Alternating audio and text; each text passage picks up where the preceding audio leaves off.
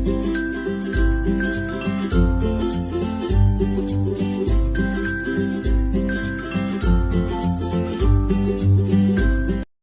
શ્રી કૃષ્ણ મિત્રો, મારા કિચનમાં તમારું સ્વાગત છે.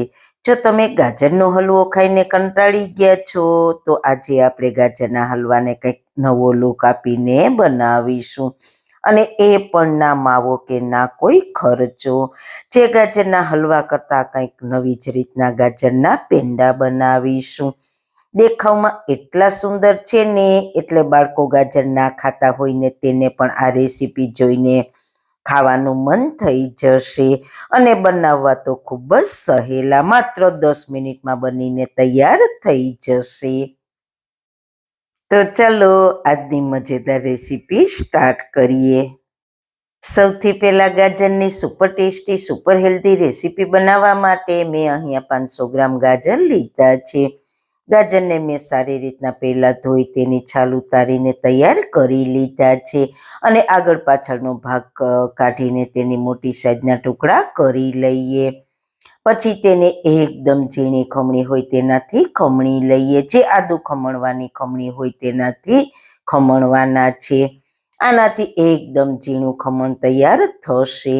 મિત્રો, તમે ગાજરમાંથી હલવો, બરફી, ખીર બધી રેસીપી બનાવી હશે, પણ ક્યારેય ગાજરના પેંડા નહીં બનાવ્યા હોય. વચ્ચે આ રીતના સફેદ ભાગ આવે તો તેને ચપ્પાથી કાઢી નાખવાનો. મેં ગાજરની ખીરની રેસીપી પણ મેં આગળ મારી ચેનલ પર શેર કરેલી છે.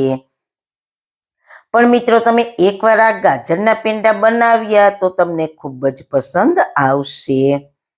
આ રીતના ગાજરનો અંદરનો જે સફેદ ભાગ છે તેને કાઢી નાખીશું. તો આપણું સરસ મજાનું ગાજરનું ઝીણું ખમણ તૈયાર થઈ ગયું છે.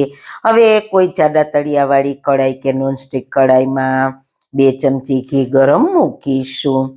ઘી ગરમ થાય એટલે તેમાં ખમણેલા ગાજર એડ કરી દઈએ. જેમ આપણે ગાજરનો હલવો બનાવીએ સેમ તે જ પ્રોસેસ છે, માત્ર થોડી જ અલગ છે, અને બનાવવી એકદમ સિમ્પલ છે. હવે ગાજરની કચાશ દૂર થઈ જાય અને ગાજરમાંથી પાણીનો ભાગ હોય તે બળી જાય ને ત્યાં સુધી શેકીશું. અહીંયા માત્ર મેં 2 ચમચી ઘી એડ કર્યું છે. તમે વધારે પણ ઘી એડ કરી શકો છો, અને ઓછા ઘીમાં પણ તૈયાર થઈ જશે. એટલે જો તમારે ઘી ખાવાનો પ્રોબ્લેમ હોય તો ઘી વધારે એડ કરવાની કોઈ જ જરૂર નથી. ફક્ત 1 ચમચીમાં પણ આ રેસીપી તૈયાર થઈ જશે. ગેસની ફ્લેમ મીડિયમ રાખીશું. બસ આ રીતના સતત હલાવતા જ રહીશું, અને ખમણનો કલર શેકાઈને ચેન્જ થઈ જાય ત્યાં સુધી શેકીશું. જેમ જેમ ગાજર શેકાશે તેમ તેમ તે સોફ્ટ થઈ જશે. ગાજરનું ઝીણું ખમણ છે ને, એટલે તેને સોફ્ટ થતા વધારે સમય નહીં લાગે. તો સતત આ રીતના હલાવતા જઈને ગાજરનો કલર ચેન્જ થઈ ગયો છે, અને કિચનમાં મસ્ત મજાની ખુશ્બુ પણ આવવા લાગી છે. લગભગ મેં 3 મિનિટ જેવું ઘીમાં શેક્યું છે. હવે આ સ્ટેજ પર ગાજરના પેંડાને ક્રીમી અને રીચ ટેસ્ટ આપવા માટે અડધો કપ દૂધ એડ કરીશું. દૂધ તમારે કોઈ ફૂલ ફેટવાળું લેવાની જરૂર નથી, તો પણ સરસ ક્રીમી પેંડા તૈયાર થશે. એકદમ સારી રીતના મિક્સ કરીને દૂધને પકાવી લઈએ. જો તમે વજન કર્યા વગરના ગાજર લ્યો તો તમારે કેટલું દૂધ લેવાનું છે? તો કે ગાજરનું ખમણ બસ હલકું ડૂબડૂબા રહે, વધારે નહીં, બસ એટલું જ લેવાનું છે. દૂધ આપણું બળી જાય એટલે તેમાં 1/4 કપ ખાંડ એડ કરીશું. તમે તમારા ટેસ્ટ પ્રમાણે ખાંડને પ્લસ માઇનસ કરી શકો છો. તમારા ગાજર કેટલા મીઠા છે તે પ્રમાણે ખાંડ એડ કરવાની. ખાંડ ઓગળીને પાણી થશે એટલે ગાજરનું ખમણ થોડું નરમ થશે.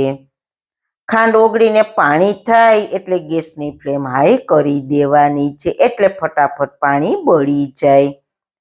ધીરે ધીરે તમે જોઈ શકો છો ગાજરના ખમણમાંથી પાણીનો ભાગ બળવા લાગ્યો છે. તો હજુ થોડી વાર કૂક કરી લઈએ. બસ હવે બધું પાણી બળી ગયું છે અને મિક્સર ડ્રાય થઈ ગયું છે. તો ગેસની ફ્લેમ લો કરી દઈશું.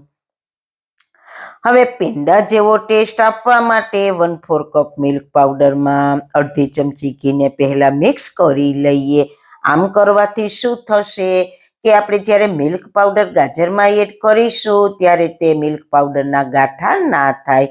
એટલા માટે મિલ્ક પાવડરમાં પહેલા થોડું ઘી મિક્સ કરીને એડ કરીશું. હવે પાવડર એડ કરીને સારી રીતના મિક્સ કરી લઈએ. 500 ગ્રામ ગાજરની સામે 1/4 કપ મિલ્ક પાવડર મેં એડ કર્યો છે અને ગેસની ફ્લેમ ધીમી જ રાખવાની છે અને મિક્સ કરવાનું છે.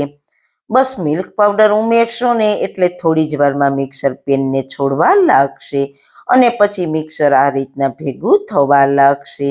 બસ આવું તૈયાર થાય ત્યાં સુધી આપણે તેને પકાવવાનું છે.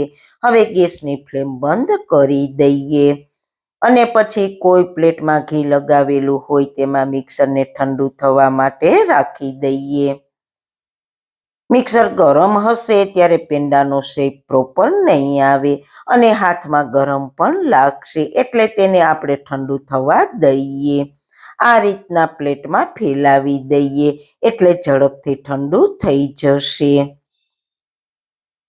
મિક્સર ઠંડુ થાય એટલે હાથ પર પહેલા થોડું ઘી લગાવી દઈશું અને પછી મિક્સર થોડું હાથમાં લઈને પેંડાનો શેપ આપી દઈએ. પછી સાઈડથી આ રીતના સ્મૂથ કરી લઈએ અને પરફેક્ટ પેંડાનો શેપ આપી દઈએ. હવે પેંડાને એક નવો જ લુક આપવા માટે આપણે કોકોનટ પાવડરથી કોટ કરી લઈએ. આ બિલકુલ ઓપ્શનલ છે, તમે પ્લેન પણ રાખી શકો છો, પણ કોકોનટ પાવડરથી પેંડાનો ટેસ્ટ પણ ખૂબ જ સરસ આવશે. ઉપરથી પિસ્તાની કતરણથી સજાવી દઈએ. આ જ રીતના બધા જ પેંડા વાળીને તૈયાર કરી લઈએ. જો છેલ્લે વધારે મિક્સર ડ્રાય થઈ જાય તો તમારે ફટાફટ પેંડા વાળી લેવાના, એ ધ્યાન રાખવાનું. ગાજર સોફ્ટ હોય છે એટલે લગભગ તો કોઈ જ પ્રોબ્લેમ નહીં આવે. આ જ રીતના બનાવીને 2 થી 3 દિવસ બહાર અને 10 થી 12 દિવસ ફ્રીજમાં રાખીને ખાઈ શકો છો. નાના બાળકો ગાજર ના ખાતા હોય તો તેને તો ચોક્કસ આ પેંડા બનાવીને દેજો. પેંડાનો શેપ જોઈને જ ખાઈ જશે. મિત્રો, સુપર ટેસ્ટી સુપર હેલ્ધી ગાજરના પેંડા તૈયાર છે.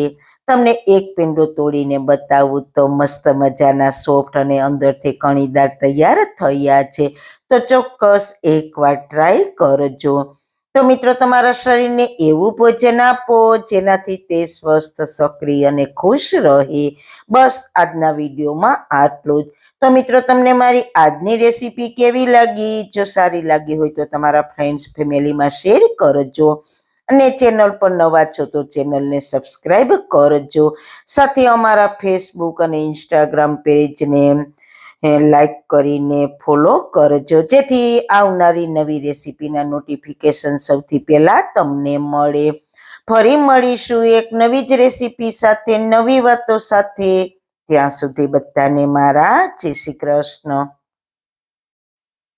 વાળના તમામ પ્રકારના પ્રશ્નો સોલ્વ કરતું 42 જડીબુટ્ટીઓથી બનાવેલું ઔષધિ તેલ, જે અમે લોકો જાતે જ ઘરે તૈયાર કરીએ છીએ, કોઈ પણ કેમિકલ્સના ઉપયોગ વગર, બિલકુલ નેચરલ છે. 42 જડીબુટ્ટીઓ ભેગી કરીને લોખંડની કડાઈમાં ઔષધિ તેલ તૈયાર કરવામાં આવે છે. જો તમારે ખરીદવું હોય તો તેના ઓર્ડર અમે લઈએ છીએ. ઓર્ડર કન્ફર્મ કરવા માટે વોટ્સએપ નંબર સ્ક્રીન પર જોઈ શકો છો. જો તમારે આ તેલનો પૂરો વિડીયો જોવો હોય તો તમને આ ચેનલ પર મળી જશે અને ડિસ્ક્રિપ્શન બોક્સમાં લિંક પણ મૂકેલી છે.